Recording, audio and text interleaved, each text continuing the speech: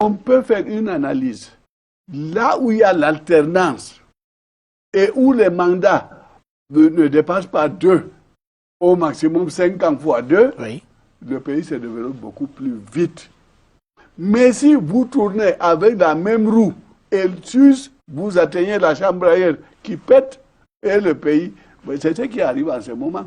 Le Cameroun est en train de se déchirer de toutes parts parce que l'autorité de l'État est laminée.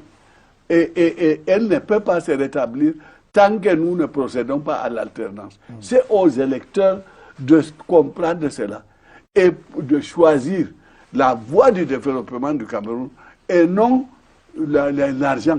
Oui. Parce qu'il y a des gens qui sont là, si je ne soutiens pas le régime en place, je perdrai mes avantages. Et toi, tu auras quel avantage tant que ce régime existe? Rien, sauf interviewer M. Garga. Est-ce que vous redoutez quand même les fraudes électorales lors de cette présidentielle? Parce que certains partis politiques commencent à en parler déjà. Non, les fraudes électorales, tout dépend de la conscience des hommes.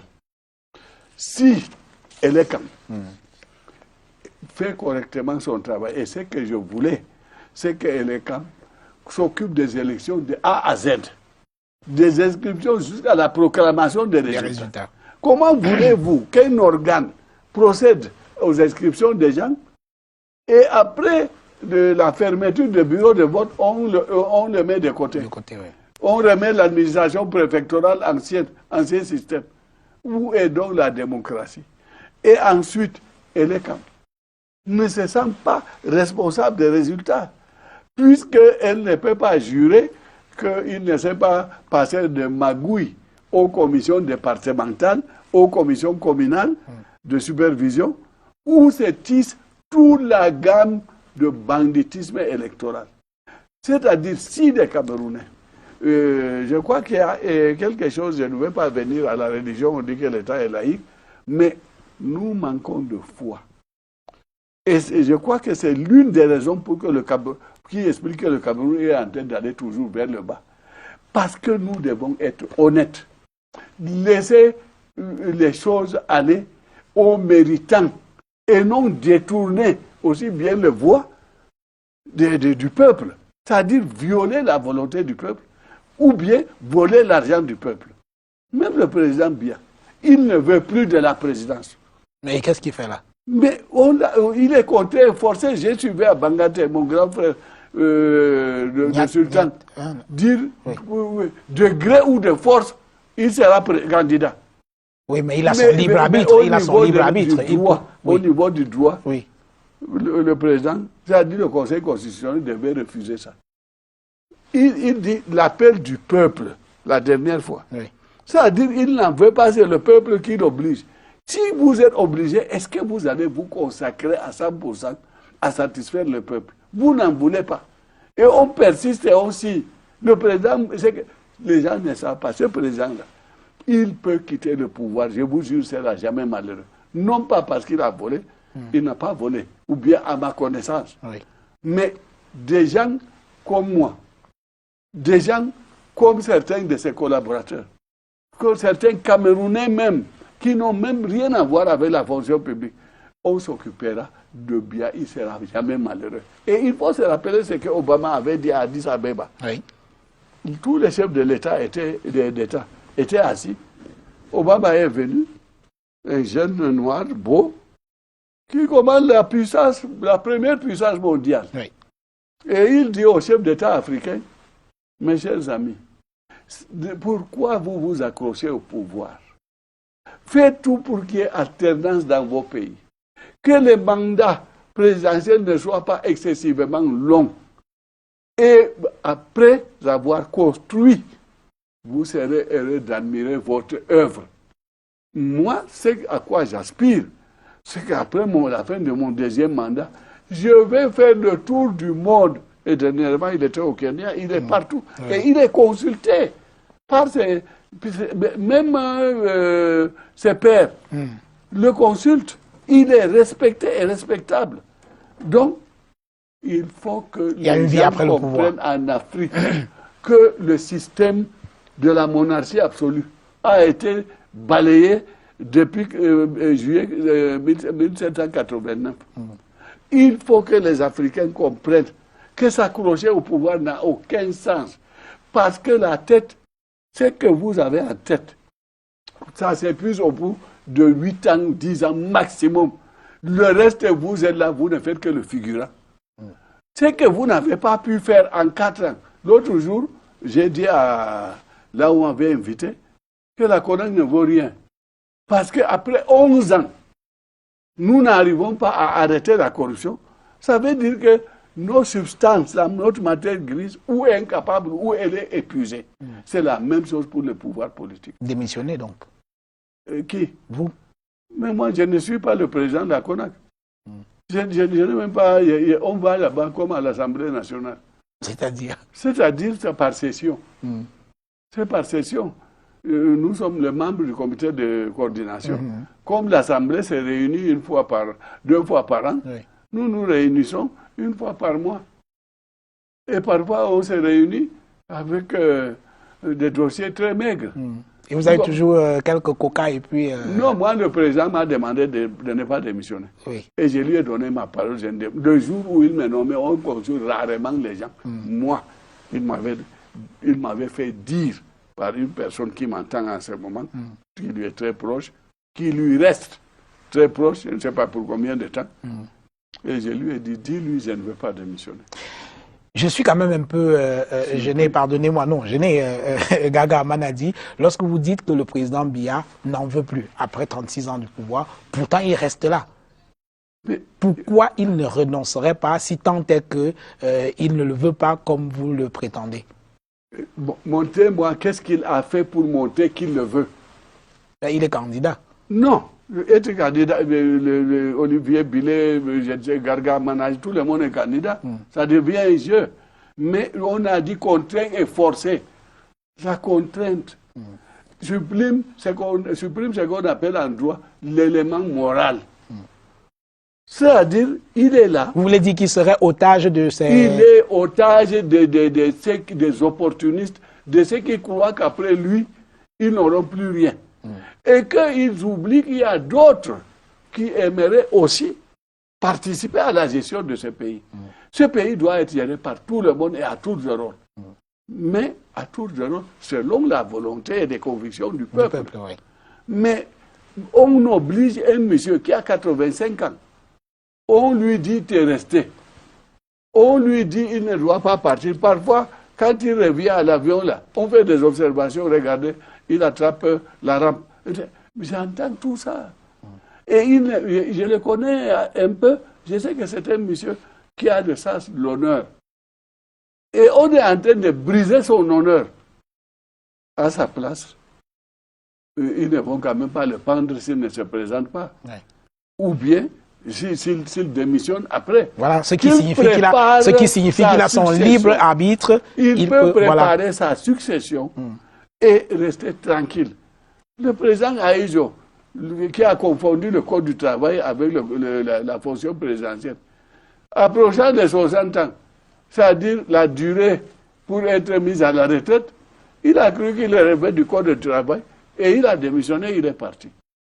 Mais le président, lui, même si le code a prévu des prolongations, le président commence à durer. Et puis, plus ça dure, plus ce monsieur qu'on a connu, jeune, beau, actif, il est en train de perdre de sa superbe. Même des petits enfants disent, ah, le président, non, le président doit abandonner. Il doit abandonner. Et s'il veut, il veuille, il n'a qu'à mettre même son épouse. Ça ne me dit rien. Attention. Non, j'ai dit même. C'est du français que je parle, et je le parle bien. Oui. Alors, il peut préparer sa succession, qui peut réussir ou qui peut échouer. Mais il est temps qu'il se libère des contraintes des Camerounais, des principes qui ne valent rien, et puis le transformer comme un homme de musée. Ça me gêne parce que ce monsieur-là, je sais qu'il a de l'affection pour moi. Mais je ne veux pas, à cause de ça, qu'il continue de jouer ce rôle de figurant ou de pièce de musée. Sortons de cette partie de l'émission je reste sur la question des élections. Le directeur général adjoint de Elections Cameroun a déclaré il y a quelques jours que des bureaux de vote seront maintenus dans les casernes militaires. Évidemment, il a utilisé un argument juridique pour dire que les casernes militaires sont des lieux publics, ouverts au public, et donc que juridiquement, il n'y avait aucun problème à ce qu'il y ait des bureaux de vote dans les casernes militaires. Vous, en tant qu'homme politique, avoir des bureaux de vote dans les casernes militaires, c'est normal? D'abord, un militaire est un citoyen. Oui. Le vote est citoyen. Oui. Ils ne vont pas voter là-bas parce qu'ils sont militaires. Ils votent parce qu'ils sont comme vous et moi, des Camerounais. Tout à fait. On n'a pas à les emprisonner pour savoir qui a voté qui. On dit que le président est le chef des armées. Mais il est le chef, il doit être le chef légitime des armées. Tout à fait. Et non faire des armées des obligés pour le pouvoir en place. Je sais qu'il y a eu des enquêtes aux dernières élections. On a trouvé des bulletins pour certains candidats de l'opposition.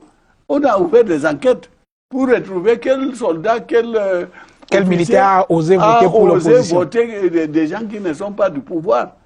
Donc, c'est d'abord un viol de la conscience du militaire. Ils sont obligés. Mais on les contraint, alors que celui qui est, je ne sais, au camp Yaya, qu'est-ce qui l'empêche d'aller voter avec des civils? Personne d'ailleurs ne saura qui a voté qui.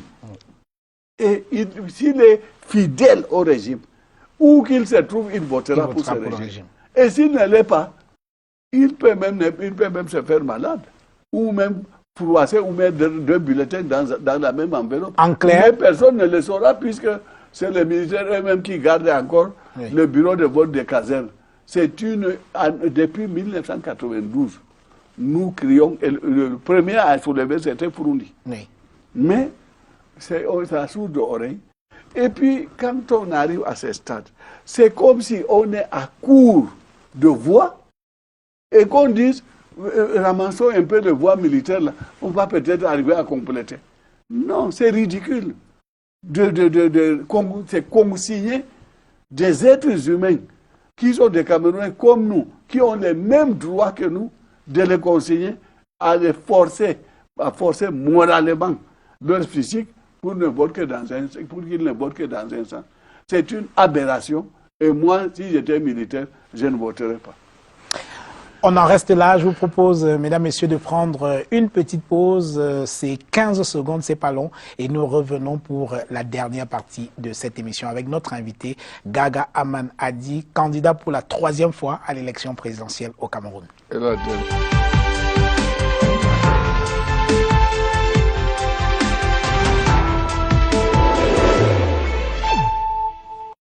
Vous dites, c'est votre dernière participation. C'est le dernier septennat auquel je participe. S'il y a des élections anticipées, je reste. Je peux être candidat. Si ce n'est pas moi qui suis élu, mais rien n'explique que je ne serai pas élu. Oui. Sinon, je ne serai pas parti. Moi, je ne veux pas à l'aventure. Oui. S'il faut être connu, je crois qu'au Cameroun, on me connaît suffisamment et je m'en rends compte quand je me promène dans les rues. Et puis, je ne cherche pas à être candidat pour m'enrichir. Je n'ai pas besoin. Je ne suis pas né pour élever des buildings de 10 étages. Ça ne me dit rien. Je trouve même que c'est ridicule qu'on donne à sa vie le sens à travers un immeuble ou à travers une parade. Le paon, l'oiseau. Je fais ça. Mais ça l'a amené où il est toujours en cage. Donc, personnellement, je crois qu'on doit donner un sens à sa vie. Et la vie n'est pas faite pour qu'on s'échine à n'être que président de la République. Parce que l'une des choses qu'on vous reproche, c'est de n'apparaître que lorsqu'il y a des élections et pendant tout le reste du temps, vous laissez le champ politique aux autres. Pendant qu'on a vu les Kawala, les Frundi, Kamto, Olivier Bilé, tout ça, battre le macadam pour un certain nombre de revendications qui concernent le quotidien des Camerounais, on ne vous voit pas et vous apparaissez uniquement pour les élections. D'où ma question, est-ce que vous faites de la politique uniquement pour participer aux élections? Je ne sais pas danser la danse de fou. Et auquel vous faites allusion, malgré leur danse endiablée, ou bien leur riposte, ou bien l'occlusion des routes auxquelles ils procèdent, ils sont classés tous derrière moi, tous. Et ils continuent à l'être. Par conséquent, il ne s'agit pas de s'agiter, il s'agit de réfléchir. Que doit-on faire pour le pays? De quoi le pays a-t-il besoin? Et moi, j'ai recensé tout. Et aujourd'hui, on me dit comment on peut enrichir le Cameroun. J'ai déjà mes tuyaux. Mais si j'étais en train de danser au Carrefour, au Dja, ou je ne sais où on a arrosé les gens avec de l'eau qui fait gratter, je ne serais pas parvenu à l'emploi auquel sont confrontés les jeunes. Mais moi, j'ai déjà des solutions. Ceux qui s'agitent et qui sont classés derrière moi, ils ne peuvent pas résoudre un seul problème d'emploi. Or, moi, j'ai dans une de mes brochures et j'écris beaucoup. Et je suis à mon 8e livre. Donc, j'ai dit que je suis écrivain. Donc, la vie n'est pas faite que de politique. La vie doit être multidimensionnelle. Je ne veux pas être un homme unidimensionnel selon les livres d'un des auteurs des années 70. Oui. Je suis un homme de dimension plurielle. Vous me parlez de la préfectorale, je réponds oui, je m'y connais. Vous me parlez de la sécurité nationale, je réponds, je m'y connais. Vous me parlez de la gestion comptable, financière, bancaire, ressources humaines, je m'y connais. Les 6 JP, c'est moi qui les fais. Oui. Etc., etc. Donc, les autres, ils s'agitent. Ils cherchent une occupation. Moi, l'occupation est dans mon cerveau et elle est productive. Ce n'est pas pour aller remuer la poussière et puis se faire attirer la sympathie ou l'antipathie des autres que je fais la politique. Je la fais pour construire le Cameroun. Alassane Ouattara, le président de Côte d'Ivoire, a récemment renoncé à se représenter en 2020 et il a invité son compatriote Bédié à faire de même et, disait-il, céder la place à des gens beaucoup plus jeunes. C'est beau ça, non? C'est pas beau. Vous insistez sur les jeunes. J'ai des collaborateurs jeunes. Oui. Mais quand je leur donne de travail, ils sont contents d'apprendre. Et je vous signale, à l'heure où je parle, il y a 25 entre ministres et directeurs généraux formés par moi ou passés par moi qui sont en activité. Ministre ou directeur général. Dites-moi un peu, Gaga Manadi, vous avez dans un pays comme le nôtre, le président de la République, 85 ans, son premier ministre, il a un peu plus de 70 ans, le président du Sénat, plus de 80 ans, ainsi de suite, dans un pays où environ 60% de la population est jeune, c'est quand même un peu gênant, non?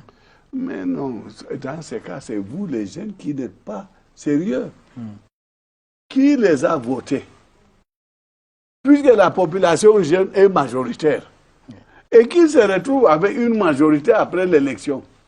Ce n'est quand même pas les 4% ou les 3% de ce que vous appelez vieillards après 85 ans qui les ont votés.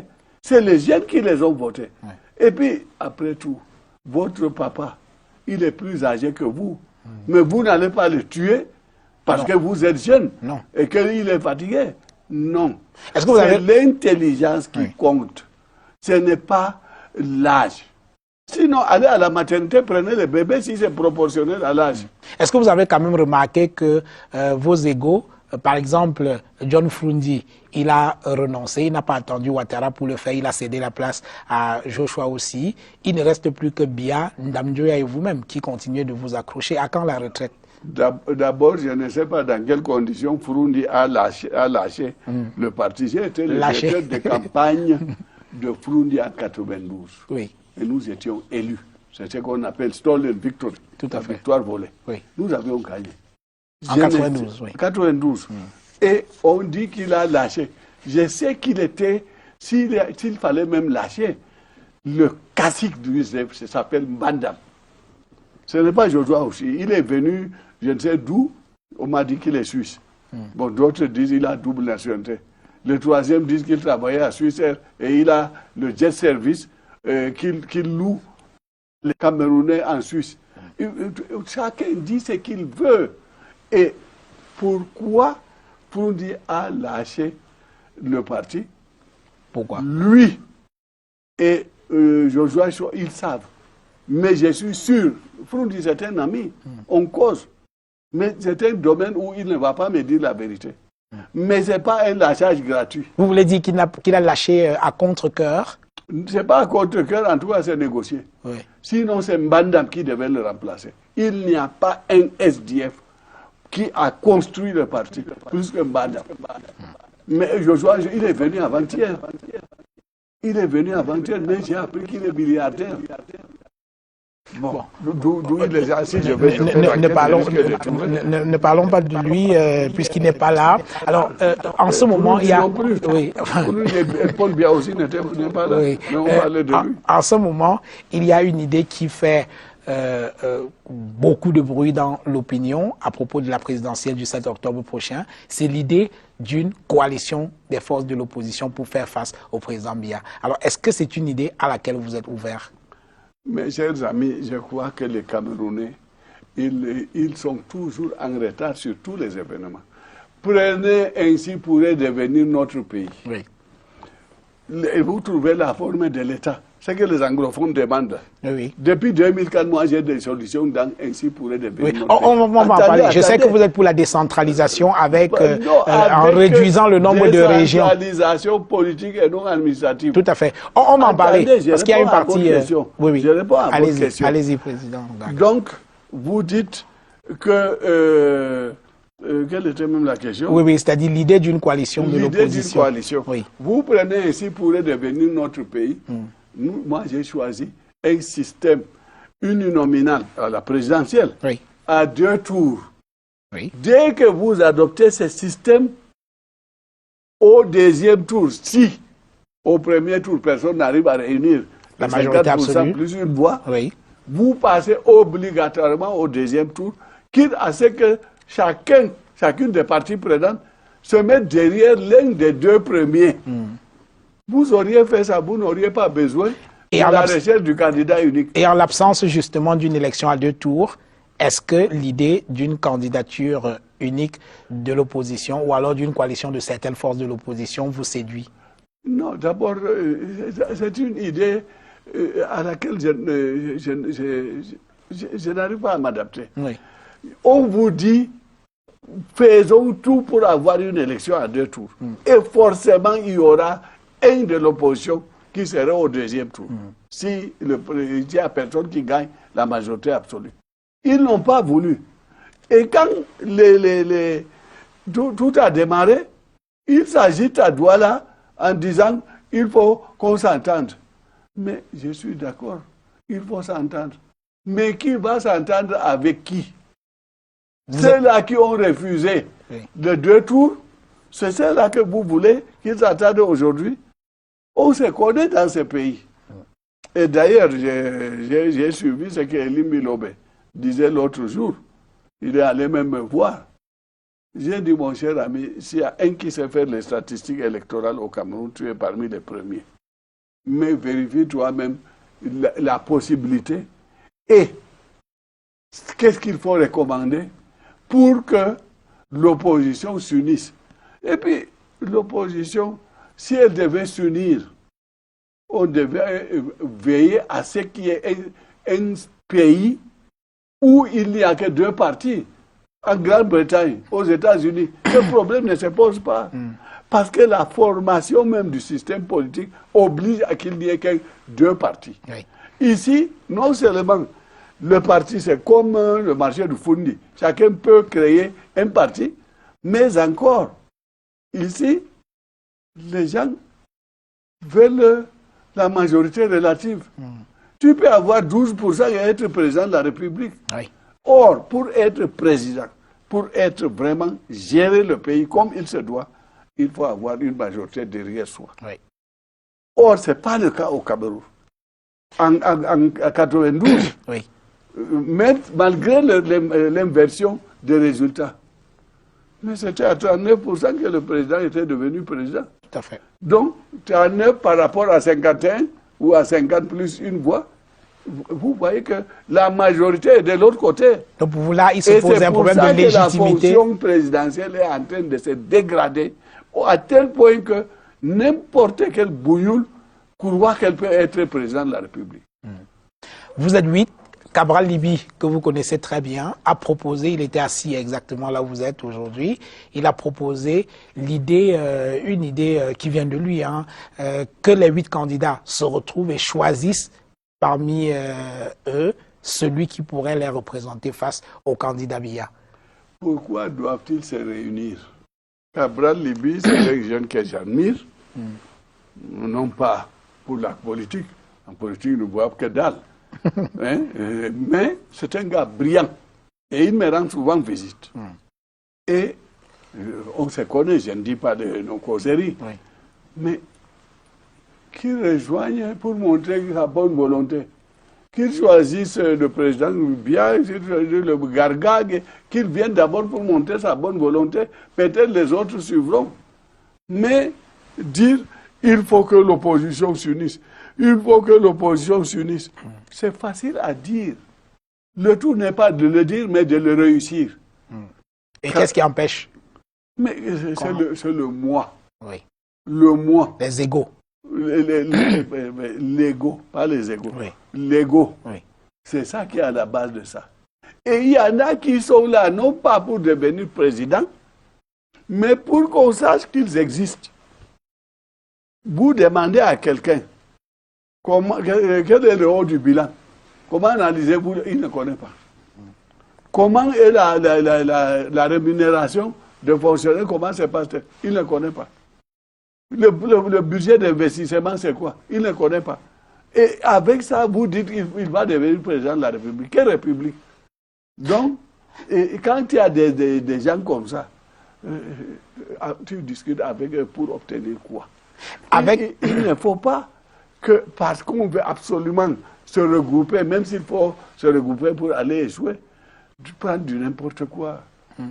Il faut respecter le pays, il faut respecter les Camerounais. Les Camerounais, c'est un peuple intelligent et travailleur. Mais il manque les gens pour l'orienter, pour le faire travailler. Que j'entende qu'il y a du chômage au Cameroun, je suis écœuré. C'est un pays qui n'est pas créé pour avoir du chômage, je vous le dis. Est-ce qu'avec une opposition atomisée, il y a des chances quand même qu'on ait l'alternance dans ce pays lors des prochaines élections? Ça dépendra des électeurs. Oui. Si les électeurs sont fatigués, nous devenons comme dans un système de monarchie héréditaire. 36 ans, toi tu es né, quand le président, enfin tu avais peut-être 3 ans ou 5 ans, quand le président, c'est toujours le même. Et là, il y a même politique. J'ai fait Sciences Po. Oui. On peut faire une analyse.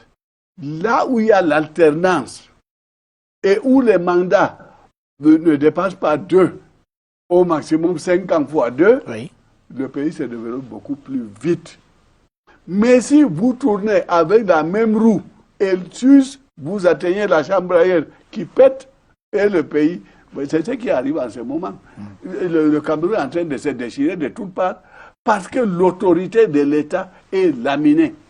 Et elle ne peut pas se rétablir tant que nous ne procédons pas à l'alternance. C'est aux électeurs de comprendre cela et de choisir la voie du développement du Cameroun et non l'argent.